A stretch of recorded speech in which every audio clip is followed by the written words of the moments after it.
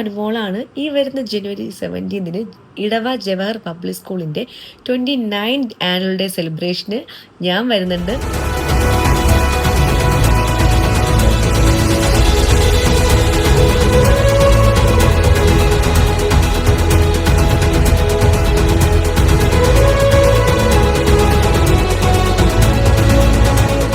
പ്രോഗ്രാമിന് എല്ലാവിധ ആശംസകളും നേരുന്നു.